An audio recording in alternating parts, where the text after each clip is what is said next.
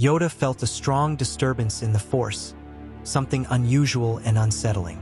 It was as if there was a shadow approaching, but no matter how hard he tried, he couldn't identify what it was. The feeling wouldn't leave him, and, in search of answers, Yoda went into deep meditation in the Jedi Temple. For days, he remained silent, letting the Force guide his thoughts, trying to decipher what was to come. However, no matter how hard he searched, the answer kept slipping away, like a distant echo in the vastness of the cosmos.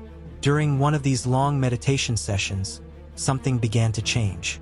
An intuition emerged from the depths of the Force, something unlike any sensation he had ever experienced. It was as if someone was trying to communicate with him, a call from the future. As time passed, the vision took shape.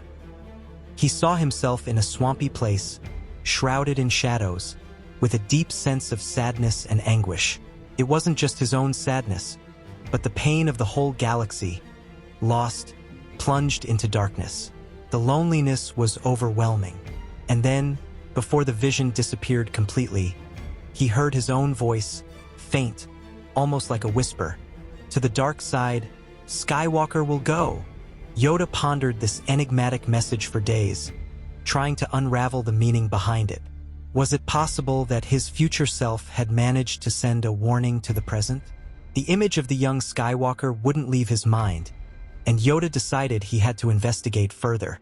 The intuition coming from the Force could not be ignored, so he began to observe Anakin more carefully. It wasn't the first time he had felt something unusual about the young Padawan, but now there was an urgency he couldn't ignore. Yoda decided to talk to Obi-Wan, Anakin's master, to get more information. Obi-Wan spoke with great admiration about his apprentice, highlighting his exceptional ability, his keen intuition, and his strong connection to the Force. However, he also mentioned his great impulsiveness. They had just faced off against Count Dooku, and Yoda could clearly see how Anakin's impulsiveness had led to mistakes during the confrontation. Although he was a powerful warrior, he was still young, driven by the most intense emotions. This worried Yoda deeply, for the Force is not just about power, but about control and balance. Feeling that he needed to go further, Yoda decided to talk to Padme Amidala, knowing that she had a close relationship with Anakin. Although she was cautious, trying to protect the young Padawan, Yoda, with his wisdom, managed to convince her to speak more openly. Reluctantly, Padme revealed what Anakin had done with the Tusken Raiders after his mother's death. Yoda was alarmed by the depth of grief and anger that Anakin had shown. This act of revenge, driven by fear and pain, was a clear sign that the young Jedi was on a dangerous path. Fear, Yoda knew, was the first step to the dark side. Yoda then remembered the moment when Anakin was first brought to the Jedi Council. The fear he had felt in the boy was still palpable in his memory. At the time, he had underestimated the impact that fear could have on Anakin's future.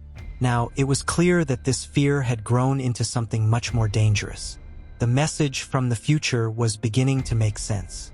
Something dark was growing in the young Padawan, something that could change the fate of the galaxy if left unchecked. With the weight of this revelation, Yoda realized that he possessed crucial information about the future, information that placed him in a position of immense responsibility. Every decision he made from that moment on would be crucial to avoiding the tragic fate he had envisioned. He couldn't share this vision with the Council, as he wasn't sure how they would react. Besides, acting in haste could make matters worse. He needed to be strategic and careful. After a few days of deep meditation and reflection, Yoda made an important decision. He knew that Anakin needed to be warned about what was going to happen. Not only was Anakin's fate at stake, but also that of the Jedi, the Republic, and the entire galaxy. The vision Yoda had received of the future was clear. The imminent fall of the young Skywalker could plunge everything into chaos and destruction. The terrifying sensation he felt from his future self haunted him. There was no way he could allow that to become a reality. Something drastic had to be done, and time was against them. But how would Yoda do it? He knew that accessing the future through meditation was a possibility, and had already experienced visions at crucial moments, but Anakin, even though he was the chosen one, did not yet have the maturity or emotional balance to access such deep levels of the Force. And even if he did, the process could take a long time, which they didn't have. Yoda couldn't count on that possibility. He needed a more immediate and effective solution to confront Anakin with the terrible consequences of his fate if he didn't change his ways. As the oldest and wisest Jedi in the Order, Yoda was well aware of an extremely dangerous option. There was a place where he could see the future with his own eyes, the world between worlds, accessible through the portal hidden in the Jedi Temple on Lothal. This mystical place allowed travel through time and space, offering the chance to glimpse different points on the timeline. Yoda pondered whether this was the only way to show Anakin the gravity of his actions and the devastating impact they would have. However, the risk was immense. Tampering with time could have unpredictable and dangerous consequences for everyone. Yoda's concern grew. Anakin was already taking many risks in his current timeline. Imagine if he traveled to a future even worse than the present. Could he bear to see the destruction of the galaxy caused by his own downfall? However, Yoda knew that, even without interfering, Anakin's fate was already on the brink of collapse. Faced with a life-or-death situation, the risk had to be taken. The only solution left was for Yoda to try to travel with Anakin through the portal, if the Force allowed it. If they could see the future together, perhaps the young Jedi would understand the weight of his choices. Without revealing his true plans to Obi-Wan, Yoda decided to act. He asked the Jedi Master to interrupt Anakin's intensive training for a few days, suggesting that they focus on working on the Padawan's impulsiveness. Obi-Wan, worried about Anakin's future and trusting Yoda's judgment, readily agreed. Yoda, however, preferred not to say anything about the portal or his visions. The current timeline needed to be altered as little as possible, and any interference could have irreversible consequences. The fate of the entire galaxy was at stake. Yoda and Anakin traveled to Lothal in silence, both immersed in thought. As they arrived at the ancient Jedi Temple, Yoda could feel the tension in the air. He knew that this moment would be crucial for Anakin's future and, possibly, for the fate of the galaxy. As calmly as ever, Yoda began to explain to Anakin part of what they intended to do there.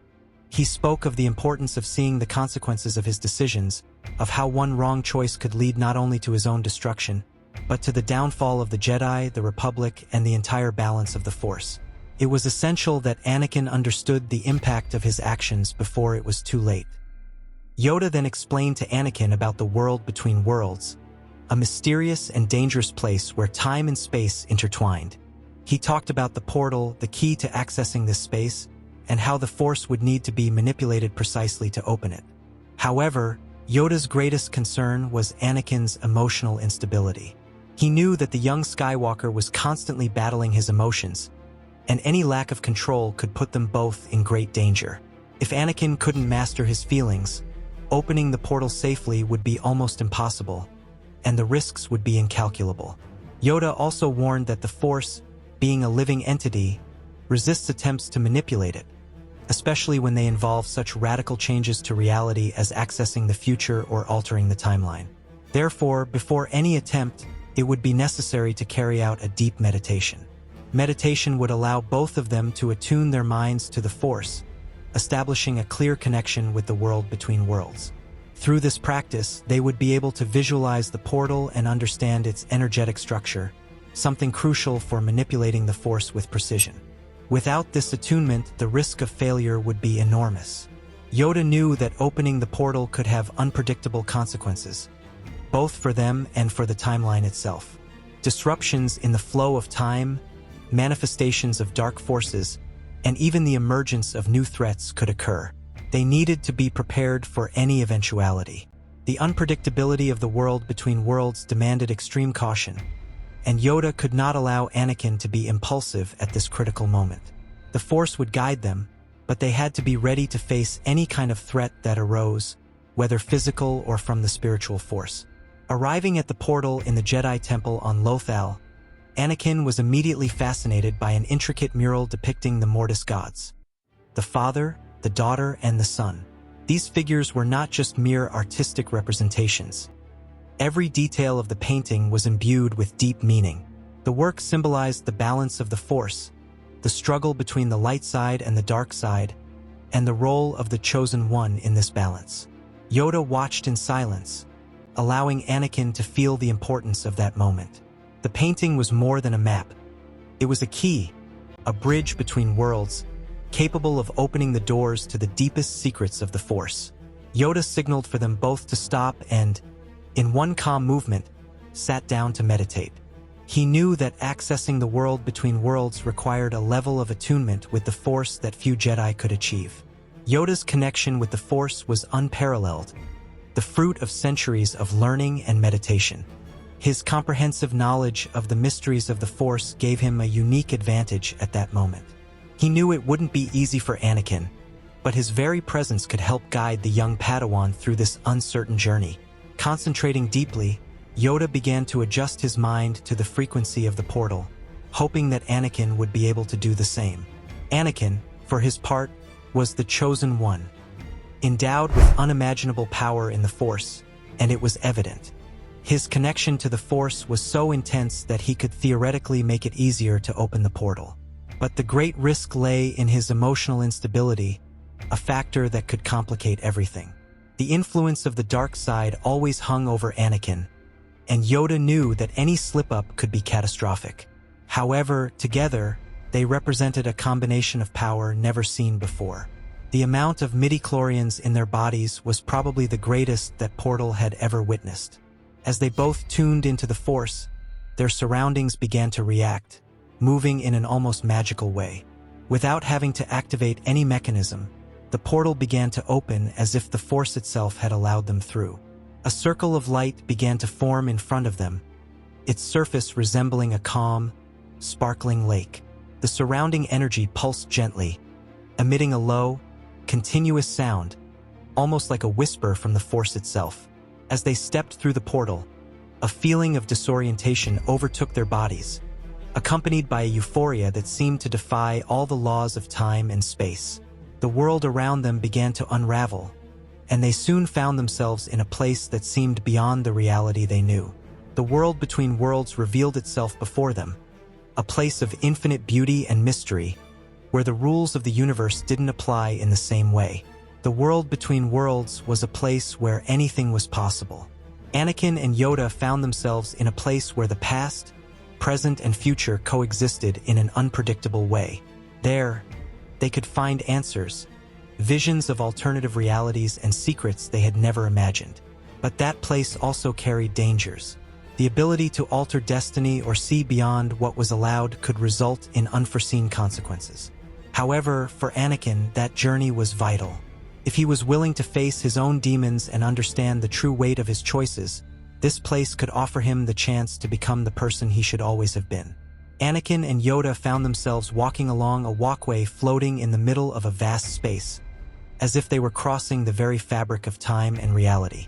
All around them, voices echoed, indistinct whispers from different times and places, blending together like a distant dream. While Yoda remained serene, Anakin was amazed and at the same time tense, his senses heightened by the unusual surroundings. He was on alert, like a warrior prepared for any clash. Yoda, sensing his young apprentice's growing anxiety, calmly turned to him and said, "You must close your eyes, young Skywalker. Take a deep breath and concentrate."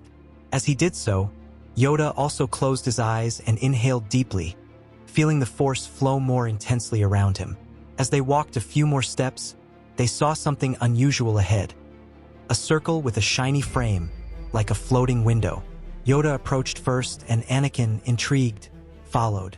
As they got closer, an image began to form inside the circle. Obi-Wan Kenobi, fighting on a dark, barren night against a sinister figure, dressed in black, with a terrifying mask. Anakin frowned, confused, not immediately recognizing the warrior Obi-Wan was facing. However, the moment of greatest shock came when Obi-Wan struck a blow that broke part of the Sith's mask, revealing part of his disfigured face. "Anakin," muttered Obi-Wan, and the Sith replied in a cold, cutting voice, "Anakin is gone." "I'm not your fault, Obi-Wan. You didn't kill Anakin." "I did." Anakin's heart raced. He stepped back, shaking his head in total denial. "No, it's not possible." His voice trembled with a mixture of fear and disbelief. How could that being be him? How could he become something so dark and devastating? The image began to fade, but the impact it had left on Anakin was profound. He fell into complete despair, his hands pressing down on his head as if trying to stop the vision from taking over his mind. "This can't be. This isn't real," he repeated frantically, unable to process what he had just seen. Beside him, Yoda watched him with growing concern. "You must calm down, Anakin," he said, his voice low and firm, but the words seemed to have no effect on the Padawan. Seeing that Anakin's agitation was about to get out of hand, Yoda took a drastic measure. With one swift movement, he reached out towards Anakin and used the Force to strangle him slightly, lifting him off the ground.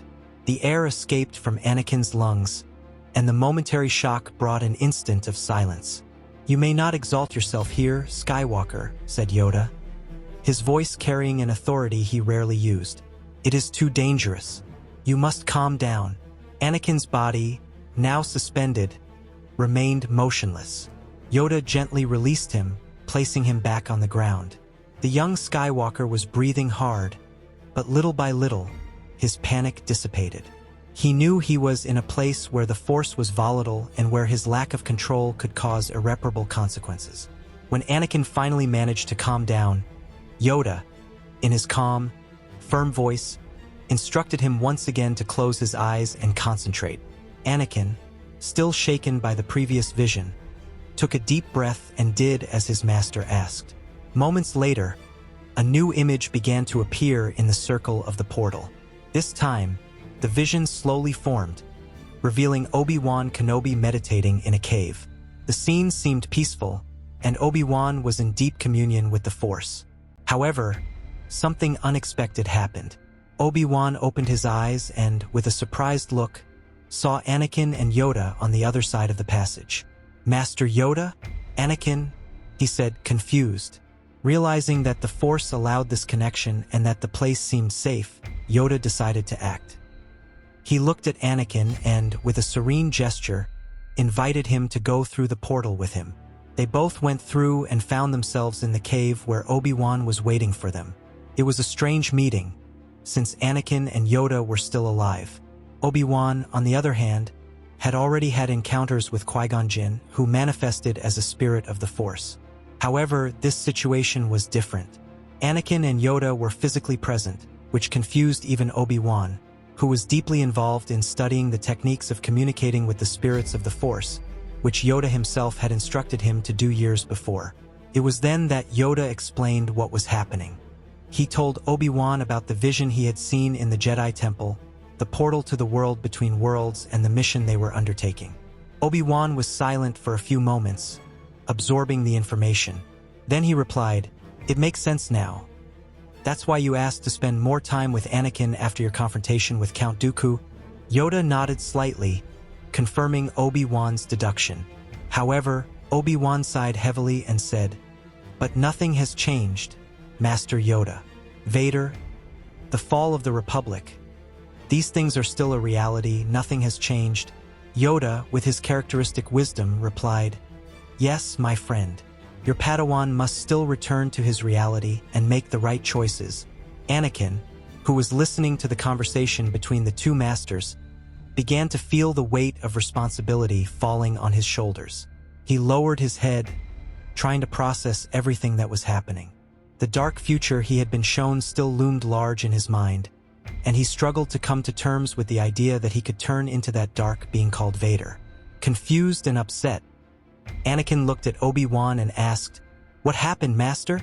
There was pain and confusion in his voice, and he needed answers. Yoda, sensing Anakin's emotional state and knowing the dangers of changing the timeline, quickly interrupted. "Be brief, Obi-Wan, and talk only about the dark side." Obi-Wan understood the order and, after thinking for a moment, nodded. He knew that the full truth would be too much for Anakin at the moment, but talking about the dark side might be enough to alert him. Then Obi-Wan spoke about Anakin's fall to the dark side, explaining that it all started with the fear of losing Padme. It was a revelation that Yoda didn't fully understand, but which had an immediate impact on Anakin. On hearing this, Anakin looked at Obi-Wan in surprise, his thoughts churning. He knows about Padme, thought Anakin, his eyes wide. The fear that had always accompanied him, the fear of losing those he loved, was now exposed. Obi-Wan, noticing the look on Anakin's face, nodded in silent confirmation. There was no need to say anything more at that moment. The pieces were falling into place, and Anakin was beginning to understand how dangerous his fear could be, and how he was already heading in the direction that would lead him to the dark side of the Force. Anakin stood up slowly and walked to the entrance of the cave. He seemed overwhelmed, as if he needed time and space to process everything that had just happened. The visions, the revelations, and the presence of Obi-Wan and Yoda confronting him with his possible future were too much information to bear at once. Outside, he gazed at the vast, barren horizon of Tatooine, the place where his journey had begun. After some time in silence, Obi-Wan and Yoda joined him at the cave entrance, standing side by side. What they saw in the distance surprised them both. An image of Luke Skywalker, still young, playing pilot in front of his house on Tatooine.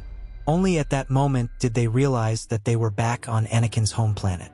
Anakin stared at the scene of Luke playing and, with a tone of voice that mixed confusion and nostalgia, asked Obi-Wan, "What are you doing here on Tatooine, Master?"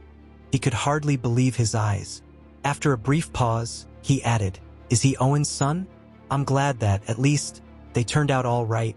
There was a mixture of relief and pain in his words, as if he were trying to convince himself that some things in his life could still work out. Before Obi-Wan could reply, a familiar voice echoed softly from inside the cave. "You must go now, Anakin." Everyone turned, surprised, and saw the serene figure of Qui-Gon Jinn, manifesting as a spirit of the Force. He emerged with his wise and imposing posture, looking at the three Jedi. "Master Yoda," he said, and Yoda responded with a slight nod of respect. Qui-Gon, knowing the danger of Anakin knowing more than he should about the future, decided to intervene at the right moment. "Your mission here is accomplished, Anakin. Now you must return," he said calmly. Anakin, moved by the presence of the one who had freed him from slavery and who had believed in him from the start, giving him his first teachings, nodded silently. His mind was full of emotions, but he knew it was time to move on. Guided by Yoda, Anakin headed for the portal, still processing everything he had learned. When they reached the passage, Qui-Gon made one last recommendation. "Anakin, always remember, your focus determines your reality." His voice echoed like a vital reminder for the future. "May the Force be with you," he added. Anakin, visibly moved, nodded in thanks. He looked one last time at his current master, Obi-Wan, who was also moved, his eyes glistening with tears that he was trying to hold back. Obi-Wan merely nodded, as if giving Anakin his final approval. The young Skywalker, now more serious and determined, returned the gesture with a respectful nod, like someone who receives an order and accepts it wholeheartedly. "Yes, Master," he said quietly. With that, Anakin and Yoda went through the portal together, which took them directly to the Jedi Temple on Lothal in the present. Yoda reminded Anakin of the importance of absolutely no one knowing what had happened there, let alone what they had seen. Their return was quick, and when they arrived in the capital, they found Obi-Wan waiting for them. "Are you back yet, Master Yoda?"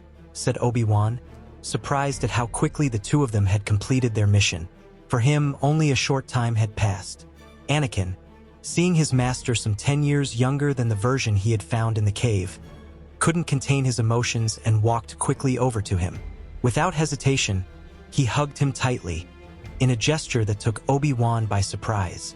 "I will take all your teachings to heart, Master. Thank you for everything," said Anakin in a voice full of gratitude and sincerity.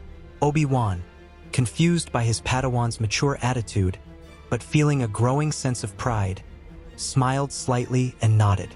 "It seems your time together was short, but very fruitful," commented Obi-Wan, observing Yoda's tranquil expression and the noticeable change in Anakin. Yoda, always calm, just nodded in agreement, without revealing what had happened. With that, the three of them started walking towards the Jedi Temple, ready to face the next challenges that the new future held.